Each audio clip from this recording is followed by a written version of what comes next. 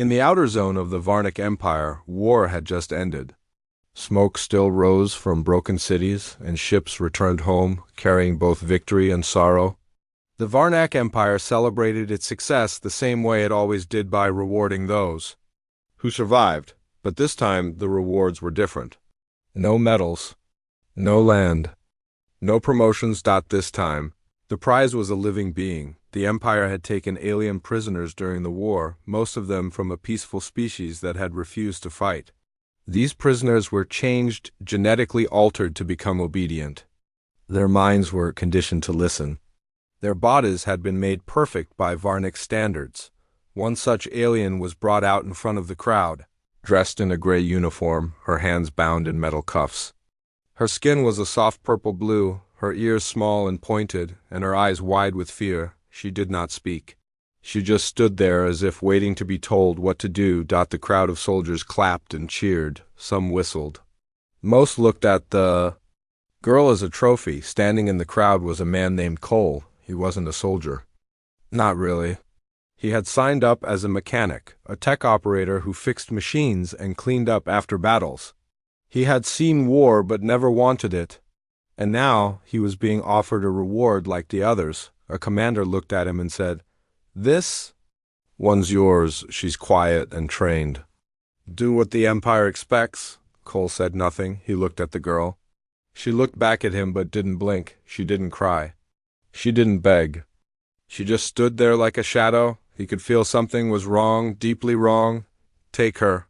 The commander repeated. Cole nodded slowly. He walked over and the girl was pushed toward him.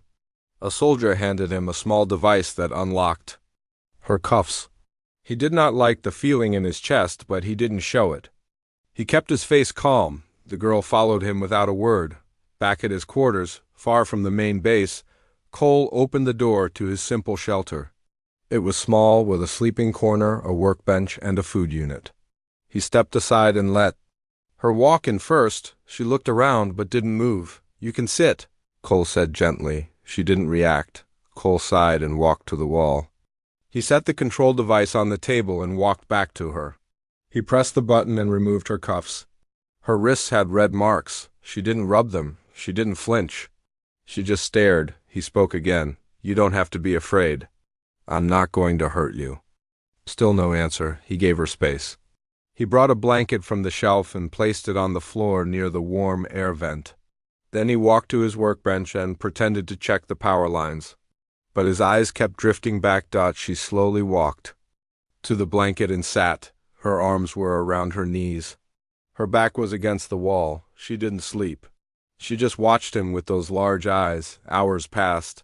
Cole didn't speak again. He didn't touch her. He simply gave her food carefully, kindly, and left the plate near her. She waited until he turned away, and only then did she eat. That night, Cole slept on the floor, keeping a respectful distance. The next day was the same.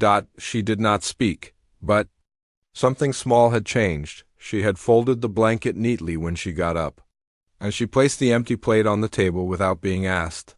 Cole noticed, day by day. The silence continued, but it became more peaceful. On the fourth day, Cole gave her a name. "You don't have to answer if you don't want to," he said, "but I'm going to call you Sarah, unless you prefer something else." She didn't reply, but she looked at him for a little longer than usual. He smiled gently. "Okay, Sarah it is." He showed her how to use the food unit, how to open the door, how to heat water, and how to charge the lights. She listened carefully. Though still silent. At night, he sat at his bench and worked on an old escape pod he had hidden behind a false wall. It was broken but fixable. He wasn't sure why he kept working on it. Maybe hope. Maybe fear, or maybe he had already decided he couldn't stay here. He looked over his shoulder once and saw Sarah watching him again. She didn't speak, but something had returned to her eyes. A question, a thought, a soul. Cole didn't say a word. He simply nodded once as if to say, "It's okay. You're safe here." And for the first time since she arrived, Sarah closed her eyes and slept. The days passed slowly, but something had begun to change. Sarah was still quiet, but now she moved. With a bit more trust. She no longer sat curled up in a corner. She now sat on the floor with the blanket under her, her back straight and her eyes calmer. Cole noticed these small things. He didn't push her to talk. He knew fear couldn't be forced away. It had to fade like the night giving way to morning. Every morning he greeted her the same way. "Good morning, Sira." And though she never answered, she looked at him now when he spoke. That was enough. One morning he placed 2 mugs on the small table, one for him, one for her. She came forward and sat across from him, silent but present. They drank warm broth without a word. Cole asked gently, "Do you understand me?" Sira nodded. His eyes softened. "That's good. If there's anything you need, you can tell me." Still silence. But this time her eyes didn't show fear. They showed confusion, as if she didn't know what to say or even how to ask for something. Later that day, Cole left her alone inside and walked to the old storage unit behind his shelter. He had to check the ship he had hidden. The pod still needed work, but it was the only thing that could help them if they had to escape. As he tightened some wires, he heard soft footsteps behind him. It was Sira. She stood at the entrance, her hands at her sides. She didn't speak, but she was curious. Her eyes scanned the ship, the tools, and the open panels. "This is my little secret," Cole said, half smiling. "I'm fixing it, just in case we ever need to leave." He paused, wondering if she understood. After a long silence, she spoke. Only one word: "Why?" Her voice was soft, almost a whisper, but clear. Cole turned toward her.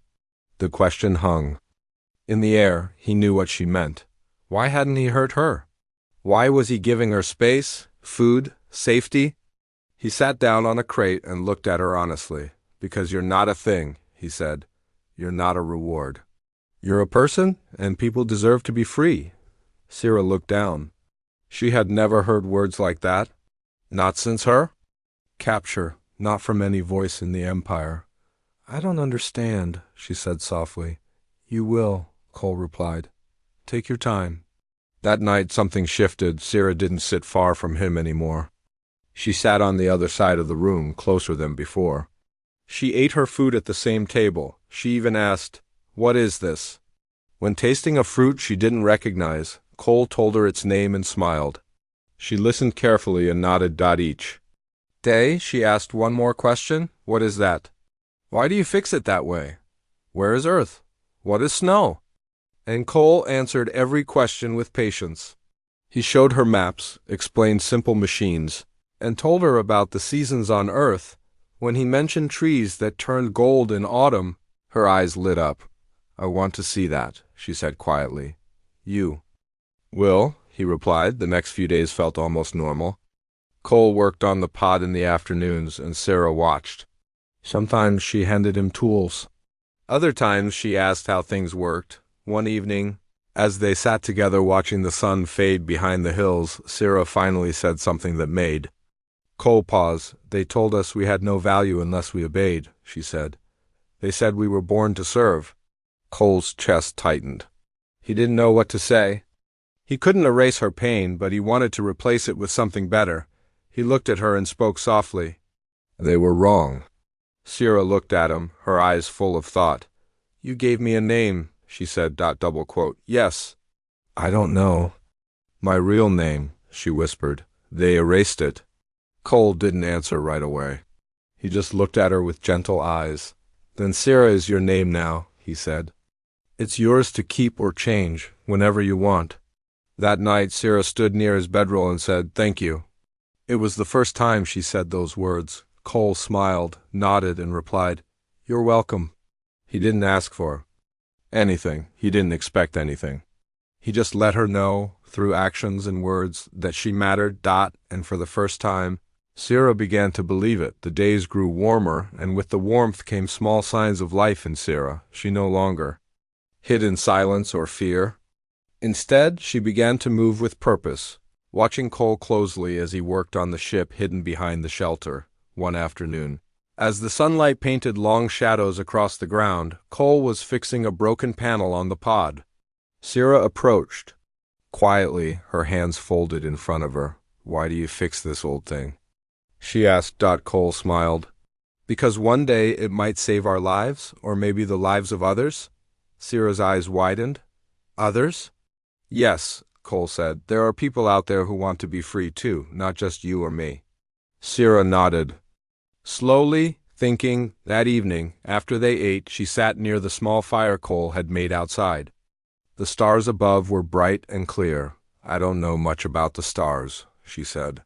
Where I come from, the sky is not like this. Cole sat beside her. This is Earth's sky. When I was young, I would look at the stars and dream about space. I wanted to see new worlds. Sierra looked up at the sparkling lights. Do you think I can see the stars from where I am going? You will see more than stars, Cole said softly. You will see freedom. For the first time, Sierra smiled. It was small but real. The next morning, Cole found Sarah trying to hold a small plant. It was a tiny sprout he had grown in a container by the window. Plants are fragile, he said. Gently, but they grow strong if you care for them. Sierra held the sprout carefully. Can I help it grow? Yes, just like you will grow here. Sierra's eyes shone with something new, hope. One day, while Cole worked on the ship, he heard Sierra call him. Cole, she said, her voice stronger than before. Tell me about your home. Cole looked up, surprised but pleased. My home is on Earth. It's a blue planet full of water, trees, and animals. People live in cities and villages. Some places are quiet, some loud. Sierra listened carefully. Do you miss it? Sometimes, Cole said, but now this is my home too. She looked at him, eyes full of wonder. Will I see it one day? I promise, he said. Days passed, and Sierra's trust in Cole grew. She followed him when he went outside, exploring the small area around the shelter. One afternoon, as the sun began to set, Sierra stopped by a small stream. She knelt down and touched the water, feeling the cold flow over her fingers. It's cold, she said. Cole smiled. Water is life. It can be cold or warm, but it always moves. Sierra looked up. Where I come from, water is rare. Cole nodded.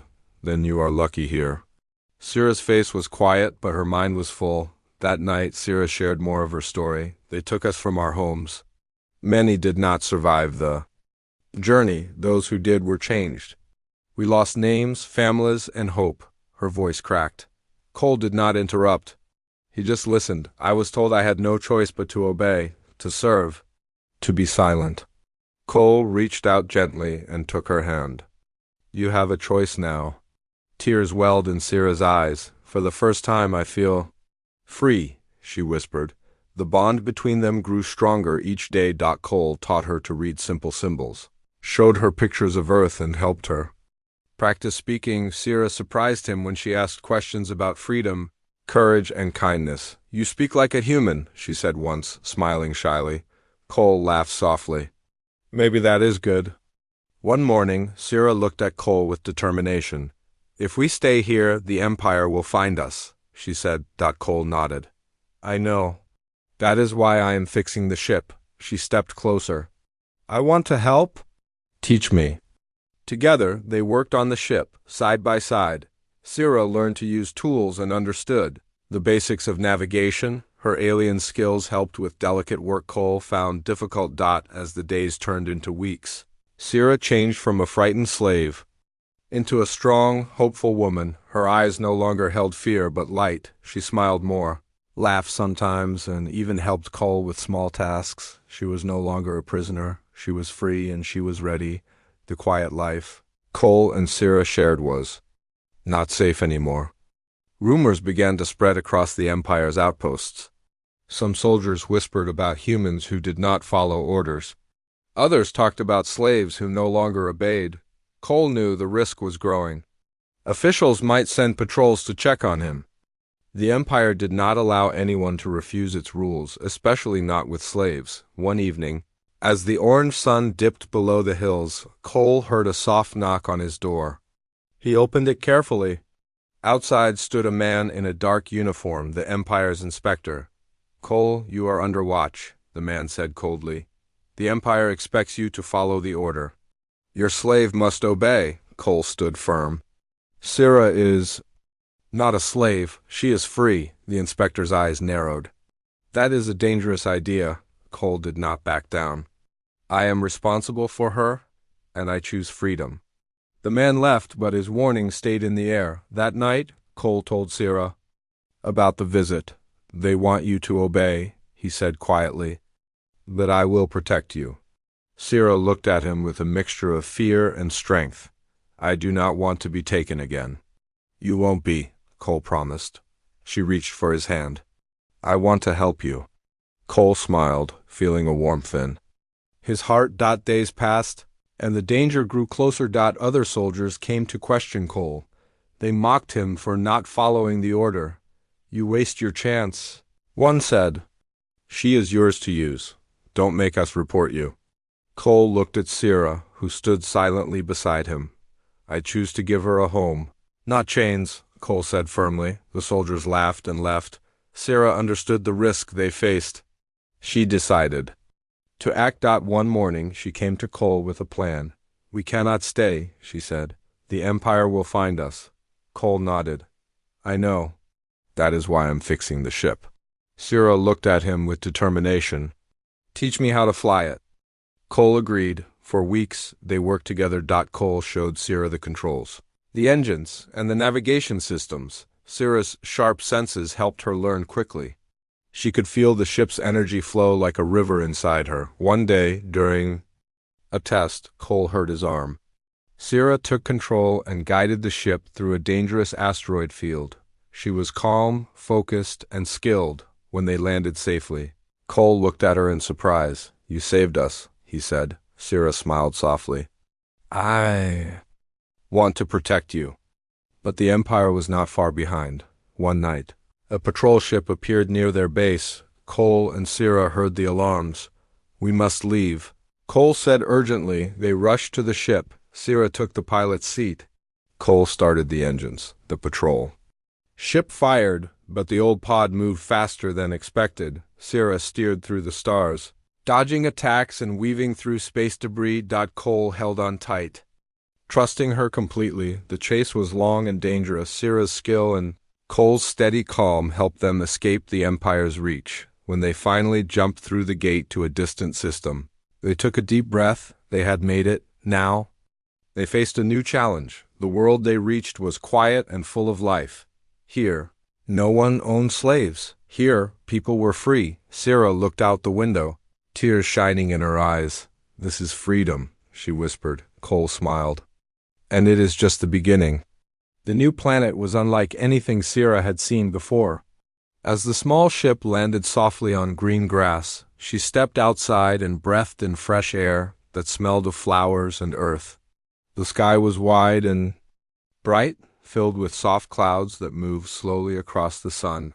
Cole helped her down from the ship. His hands were steady, but his eyes showed relief. They were safe for now. Around them were small houses, built simply with wood and stone. People walked freely in the streets, talking and laughing without fear. There were no soldiers in armor, no guards watching every move. This place was different. Sira's eyes filled with wonder. This place, she said quietly, it feels like a dream. Cole smiled. It's a place where people are free. No one owns anyone else. Sira looked around, seeing children playing and families gathering outside their homes. She saw kindness in the faces of strangers. For the first time, she felt hope growing inside her. Cole led Sira to a small cottage on the edge of the village. It was modest, with a wooden door and windows that let in warm light.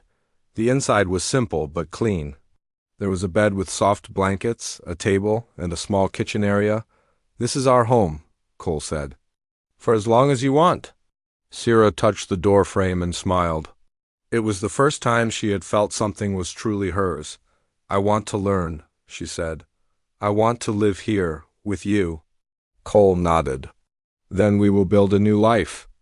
Together. The days passed with quiet joy. Sira learned how to plant seeds in the small garden outside their home. She watched as tiny green shoots pushed through the soil. Cole showed her how to cook simple meals, and they shared stories by the fire at night. Sira still remembered her past, but it no longer held her like a chain.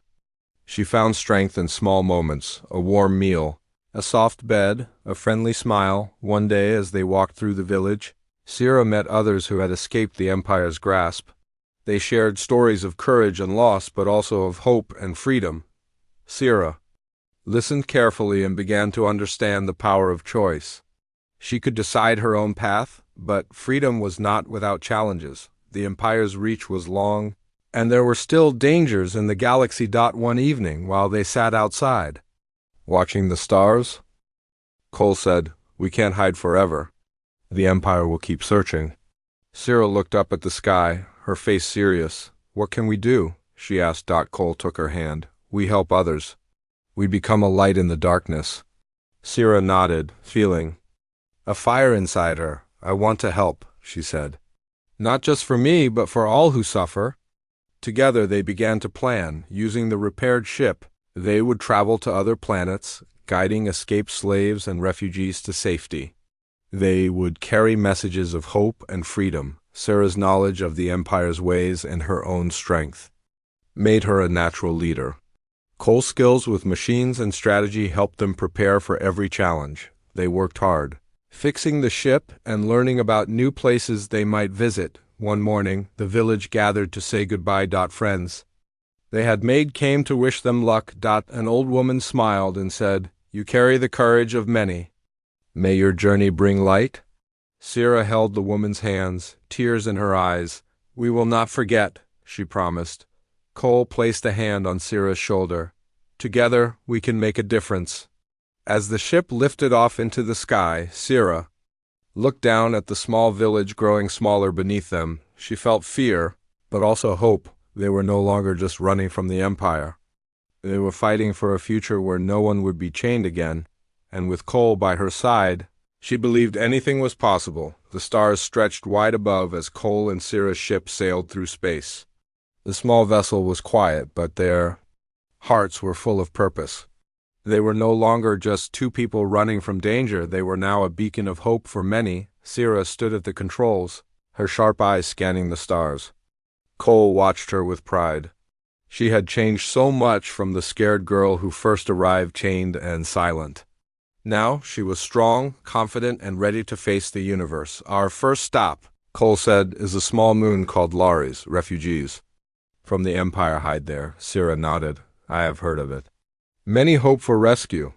The journey was long, but they used the time to prepare. Cole taught Sira more about the ship's systems. She learned how to repair engines, read star maps, and communicate with hidden networks. One night as they rested, Cole asked, "Do you miss your home?" Sira looked out the window at the swirling stars. "Yes, but my home now is here with you and with the freedom we fight for." When they reached Lares, the moon was dark and quiet.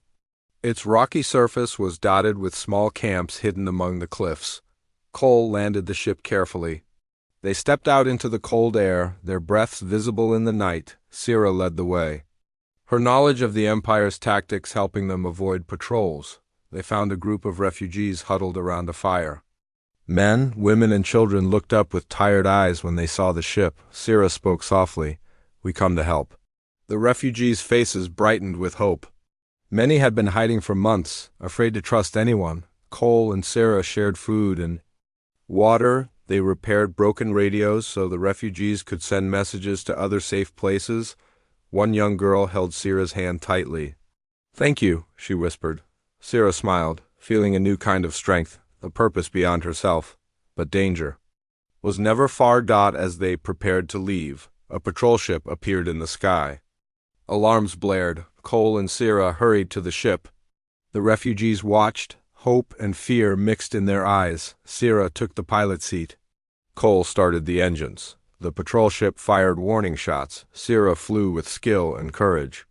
She dodged lasers and raced through narrow canyons. The small ship shook but held steady. They escaped just in time. After the chase, Cole and Sira found a quiet spot to rest. The refugees were safe for now. Sira looked at Cole. "We can save more. We must." Cole nodded. "We will." Together they planned their next moves. Each rescue was a risk, but also a chance to bring freedom to others. As the days passed, their bond grew even stronger. They shared stories of hope and loss. They dreamed of a galaxy where no one was forced to serve, where everyone had a choice. Sira taught Cole about her people, their culture, their music, their dreams. Cole shared stories of Earth, the oceans, the forests, the stars. They laughed and planned, knowing their mission was greater than themselves. One night, as they watched the stars, Sira spoke quietly. "Do you think the Empire will fall?" Cole thought for a moment. "Maybe not soon. But every act of freedom weakens it." Sira smiled. "Then we will be part of that change." Cole took her hand. Together.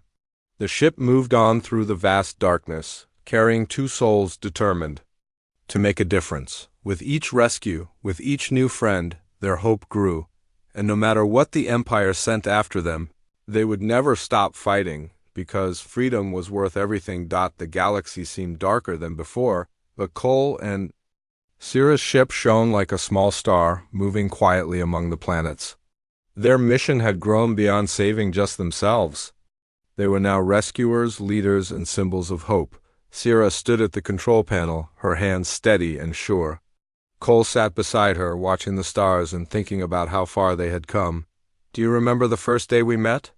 Cole asked softly. Sira smiled. "I was silent and scared. And now?" He smiled back. "Now I am free." Their latest mission took them to a planet called Varus. It was a place where many slaves had been taken.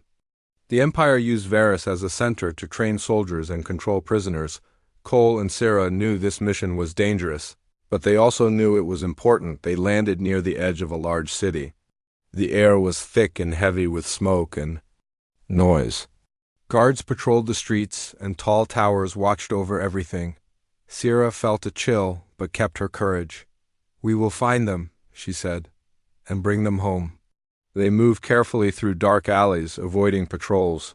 Sira's knowledge of the Empire helped them stay hidden. They found a secret cell where a group of prisoners were kept.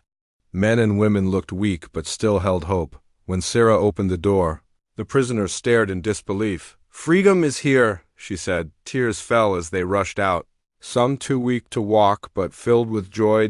Cole helped them into the ship, giving food and water. But the Empire was ready. Alarms sounded everywhere. Guards shouted orders. Patrol ships approached fast. Cole and Sira worked quickly. Sira took the pilot seat while Cole prepared the ship to launch. The ship lifted off just as guards reached the landing pad. Lasers fired, and the ship shook, but Sira stayed calm. She flew through narrow spaces and twisted paths. Cole watched her with pride. "You are amazing," he said. Sira smiled. "We must be." As they escaped, the prisoners cheered and thanked them. Hope was spreading. Back on the ship, Cole and Sira looked at each other. "This is only the beginning," Cole said. "Yes." Sira agreed. "One day the Empire will fall." Weeks passed. They continued their journey, rescuing more and more. Each person freed added strength to their cause. Sira and Cole became known across many worlds. People called them heroes, but they never forgot why they started. One night as they rested, Sira said, "I have found a family with you." Cole held her hand. "And I with you." They were no longer slave and owner. They were equals, partners, and friends. Their story spread far and wide, a story of courage, kindness, and hope. The Empire's grip was weakening because of people like Cole and Sira. Together, they showed the galaxy that freedom could not be taken by force. It was something to be given, shared, and protected. And in the quiet moments, as the stars shone around them, Cole and Sira knew one truth: no one could own another soul, because every life was meant to be free.